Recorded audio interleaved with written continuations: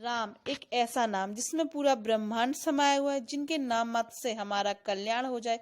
ऐसे मर्यादा पुरुषोत्तम राम की नगरी में जाना मेरे लिए जीवन सफल होने जैसा था। उत्तर प्रदेश के झांसी के नजदीक मध्य प्रदेश के निवाड़ी जिले में एक कस्बा ओरछा, जहां की हम लोग आज यात्रा करने वाले हैं, जहां पर श्री राम राजा सरकार का ही शासन चलता है। तो चलिए आज हम लोग चलते हैं ओरछा में, तो करते हैं ओरछा में भगवान श्री राम राजा के दर्शन। ओरछा को धार्मिक नगरी के रूप में जाना जाता है और बहुत ही फेमस टूरिस्ट प्लेस है ये, और यहाँ पे देश विदेश से कोने कोने से लोग घूमने आते हैं। तो चलिए आज इससे करते हैं एंजॉय। आप लोग रास्ते का थोड़ा सा आनंद लीजिए।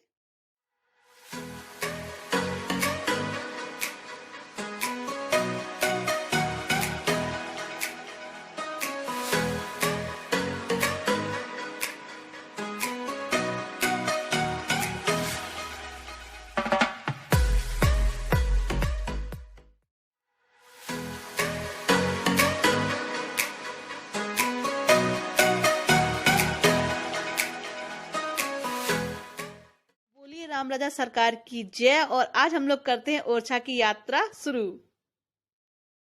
ओरछा की यात्रा मेरे लिए बहुत खास थी, क्योंकि मैं झांसी आने के बाद पहली बार अपने घर से बाहर यानी कि ओरछा जा रही थी। वैसे तो और जगह गई थी, लेकिन ओरछा नहीं गई थी, और ओरछा मुझे बहुत अच्छा लगता है, इसलिए मैं पहली बार ओरछा जा रही थी। और ये है मेन गेट जहां से कि हम लोग एंटर करेंगे ओरछा के लिए।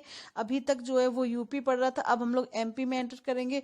तो यहाँ से जाएंगे हम लोग ओरछा। और आप देख पा रहे होंगे साइड में मैरिज हॉल वगैरह, काफी सारे मैरिज हॉल भी बने हैं इस रोड पे, और मतलब कि रुकने के लिए आपके होटल्स वगैरह भी हैं। और ये है अंडर ब्रिज, जिसको हम लोग अंदर से जाने वाले हैं, क्योंकि अगर हम लोग इससे ओवर ब्रिज से जाते हैं तो यहाँ पर साइड में रेलवे स्टेशन पड़ता है, जो कि हम लोग क्रॉस नहीं कर पाते। इसलिए ये पहले नहीं था, पहले हम लोग ओवर ब्रिज से ही जाते थे, लेकिन अब अंडर ब्रिज बन गया है तो हम लोग इससे जा रहे हैं। और अब हम लोग ओरछा में बिल्कुल अब हम दोनों बहन भाई ओरछा पहुंच चुके थे, और हमें ओरछा का सफर तय करना था।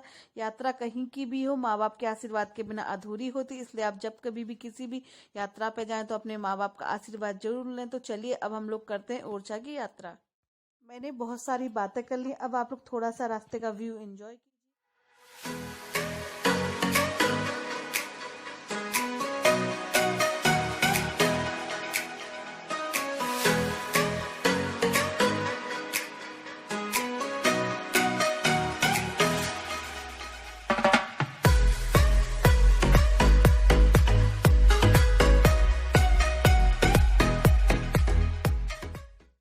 झांसी से लगभग हम लोग 11 बजे निकले थे, और झांसी से बहुत ही पास में, हमें झांसी से पहुंचने में सिर्फ आधा घंटा लगता है। आप किसी भी चीज़ से यहाँ आ सकते हैं, बाय टैक्सी, बाइक या कार, जो भी आप को कंफर्टेबल आप उस चीज से आ सकते हैं। तो चलिए अब हम लोग चलते हैं मंदिर की तरफ। तो मैं आपको दिखाती हूँ मंदिर, क्योंकि मंदिर में अंदर से नहीं दिखा पाऊंगी, क्योंकि अंदर कैमरा ले जाना अलाउ नहीं है। तो इसलिए मैं आपको जितना हो सकेगा दिखाने की कोशिश करूंगी। और ये देखिए, ये है हमारा मंदिर का मेन गेट। इसमें दोनों साइड आप देख पा रहे होंगे शॉप्स खुली हुई हैं, यहाँ से आप भगवान के चढ़ाने के लिए प्रसाद ले सकते हैं। और यहाँ पे काफी सारी शॉप्स हैं, जहाँ मतलब कि जो लेडीजों का सामान होता है ना, सिंदूर वगैरह, वो सारी चीजें, बिंदी सिंदूर या मतलब चूड़ी वगैरह, इस टाइप के आइटम मिलते हैं। तो अगर आप यहाँ से लेना चाहें, क्योंकि मंदिर का जो सिंदूर होता है वो काफी शुभ माना जाता है, तो आप यहाँ पे वो आके ले भी सकते हैं। तो चलिए आप लोग कीजिए इस को इंजॉय। यहाँ पे मैं आपको दिखाती हूँ थोड़ा सा, क्योंकि मैं बहुत ज्यादा बोल रही हूँ, बहुत टाइम से आप लोगों को पता नहीं, परेशान कर रही हूँ। तो आप लोग इसे इंजॉय कीजिए, और मैं मिलती हूँ आपसे बात में।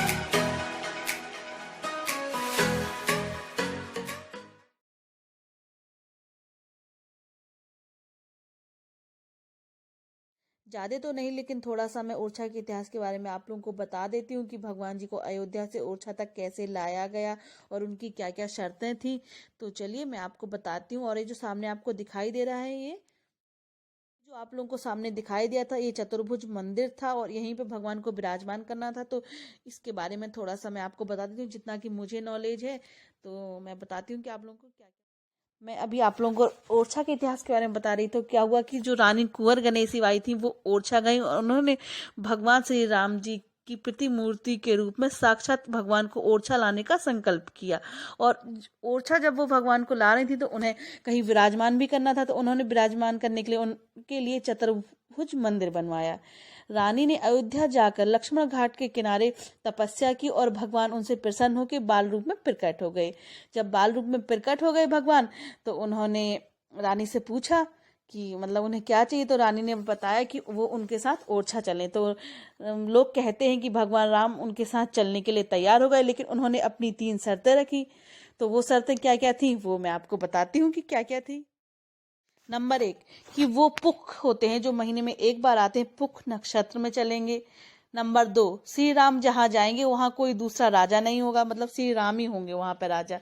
नंबर तीसरी ये शर्त थी कि भगवान राम जहाँ विराजमान हो जाएंगे वहां से हटेंगे नहीं। इसीलिए जो चतुर्भुज मंदिर है वो आज तक खाली है।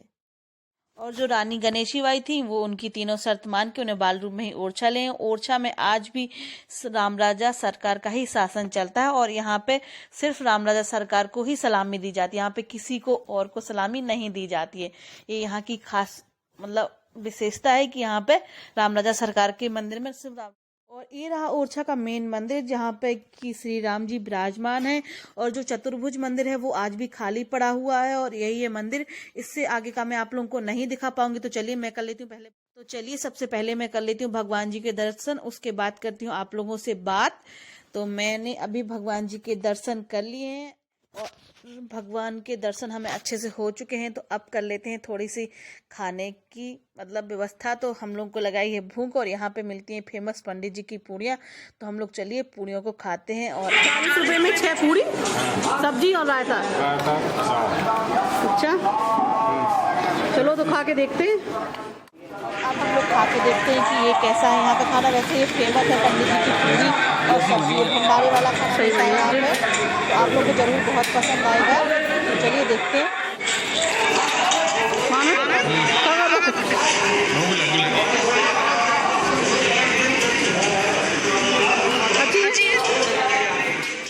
ये था आज का वीडियो और वीडियो पसंद आया तो इसे लाइक शेयर और सब्सक्राइब करना बिल्कुल भी ना भूलें। अपने फ्रेंड एंड फैमिली के साथ शेयर भी करें। Thank you for watching.